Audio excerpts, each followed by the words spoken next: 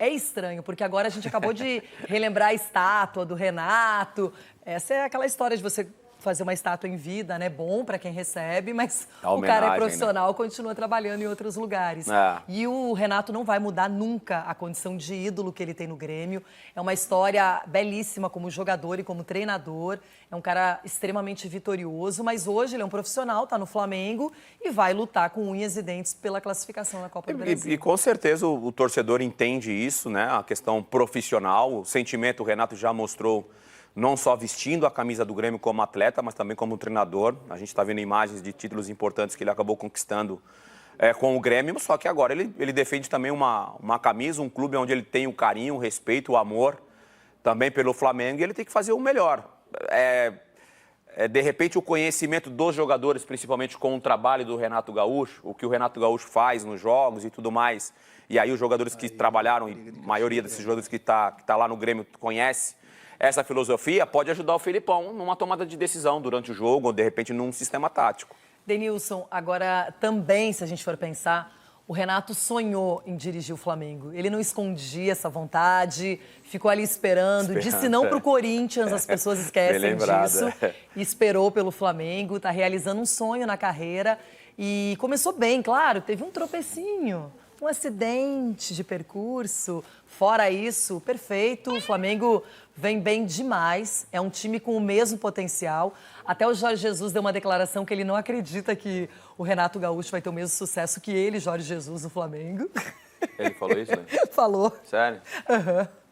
Bom, mas Mas deixa quieto, não é? Porque, na verdade, o Flamengo é um time que não está buscando uma taça só nessa temporada. Está buscando mais títulos e a Copa do Brasil é uma pretensão muito boa pelo dinheiro e também pela projeção que isso oferece.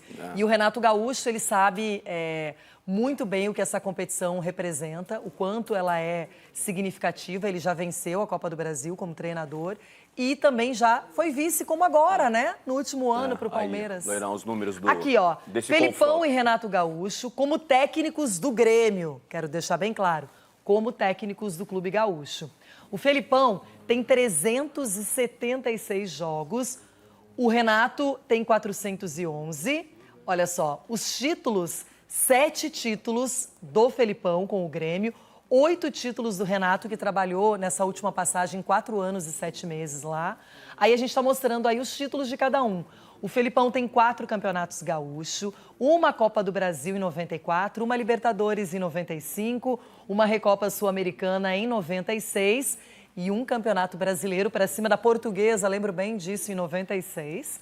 Aí, para o outro lado, agora Renato Gaúcho. Foram 3 estaduais para Renato. Uma Copa do Brasil, 2016, uma Libertadores em 2017, também tem a Recopa Sul-Americana em 2018 e ainda o título da Recopa Gaúcha em 2019. Olha, bem significativos os dois para o Grêmio. E aí eu ia falar isso, que equilíbrio, que equilíbrio de título e de história, né? E é legal de ver agora os dois se enfrentando. O Felipão conhece bem também essa competição de Copa do Brasil. E também vai ter humildade de saber que não dá para jogar de igual para igual com a equipe do Flamengo, porque se você se expor muito, você acaba sendo goleado, porque o Flamengo vai criar oportunidade de gols, então provavelmente o Felipão vai ser mais cauteloso em relação a esse sistema tático, em jogar o time muito, muito para frente. Tem um lado de estar jogando em casa, essa vantagem de também querer encontrar esse volume de jogo mais no campo ofensivo, mas vai ser um jogo bem complicado para o Grêmio. A gente tem falado aqui de prioridade, o Felipão provavelmente vai priorizar o Campeonato Brasileiro, mas quando você vê os números, muito equilibrados, né? Tem número de jogos maiores ali são maiores, né, do Renato Gaúcho do que o do Felipão, mas em números de títulos praticamente muito parecidos. Eu vou falar meu placar depois da matéria do Flamengo. Só lembrando que o Grêmio tem novidade, o Campas, colombiano, não é? E vou falar também de Andréas Pereira, que chegou ao Flamengo, está à disposição do Renato Gaúcho. E agora vamos tentar entender este Flamengo comandado pelo Renato. Quando essas bolinhas se cruzaram no sorteio das quartas da Copa do Brasil, era o destino, colocando frente a frente Renato Gaúcho e Grêmio. É difícil de falar. Realmente é um sentimento estranho, porque eu me criei dentro do clube. ajudei a conquistar títulos como jogador, como treinador. Até uns 3, 4 meses atrás eu estive lá durante quase 5 anos. Então, o torcedor sabe que eu tenho um carinho muito grande por eles. Todo mundo sabe que eu sou gremista. Gosto muito do grupo que está lá. Mas eu, acima de tudo, sou um profissional. Hoje estou num grande clube também, que disputa todas as competições. Tenho o maior respeito, o maior carinho por todo mundo. Mas quarta-feira, juntamente com o meu grupo, nós vamos jogar contra o Grêmio. E a gente vai buscar o resultado que nos interessa. Hoje, no comando do rubro-negro, Renato volta à arena que por muito tempo foi a segunda casa. Ao lado, em campo, estará um outro grande ídolo do tricolor, Felipão. Que noite para o torcedor gremista! 2 dos maiores nomes da história do clube em uma decisão de Copa do Brasil. Juntos como treinadores, são 15 títulos.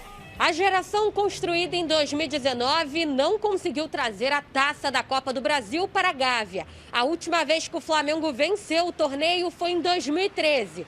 Agora o rubro-negro aposta na experiência de Renato para conquistar o troféu desta edição. Como jogador, Renato foi campeão da Copa do Brasil em 1990, com a camisa do Flamengo. Já como treinador, conquistou o título nacional 2 vezes, pelo Fluminense em 2007 e pelo Grêmio em 2016. Ele conhece bem a competição e o adversário. Para a partida de mais tarde, a dúvida no time titular é a presença do zagueiro Léo Pereira. O jogador sofreu um trauma ósseo no 5º metatarso do pé esquerdo. A novidade na lista de relacionados é o meia Andréas Pereira. Recém-contratado, ele pode fazer a estreia com a camisa do clube e já sabe onde quer jogar. Eu vou ajudar o Flamengo, o Renato, aonde for possível. Claro, ele sabe das minhas características, sabe das minhas qualidades, então, mas aonde for possível ali eu vou ajudar dentro de campo, dar a vida e sempre dar o meu melhor. Ele é um jogador que já jogou em várias posições lá fora e eu perguntei para ele qual é a posição preferida dele. E ele falou que é como um segundo volante.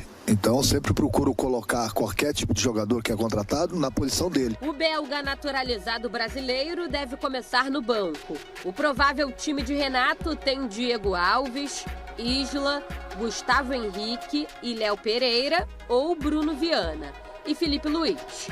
No meio, o Ilharão, Diego, Everton Ribeiro e Arrascaeta. Lá na frente, Bruno Henrique e Gabigol. A decisão da vaga na semi vai ser em casa, no Maracanã, mas o jogo de ida é confortável para o treinador. O gaúcho retorna para casa, só que com um sotaque bem mais carioca. Essa vida é muito louca, e eu já fui ser bem como é.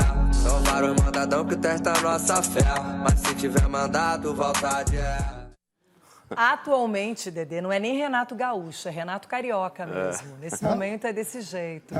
Eu queria que você falasse um pouquinho do Flamengo, depois eu vou comentar aí placares, palpites. Agora, o Flamengo sempre um time perigoso, gosta de competições eliminatórias, uma equipe forte, preparada, poupou jogadores contra o Ceará, até ficou no 1-1 no Campeonato Brasileiro, justamente visando essa partida e esse retorno. Imagina o coração do Renato. Sotaque mais carioca agora, a reportagem.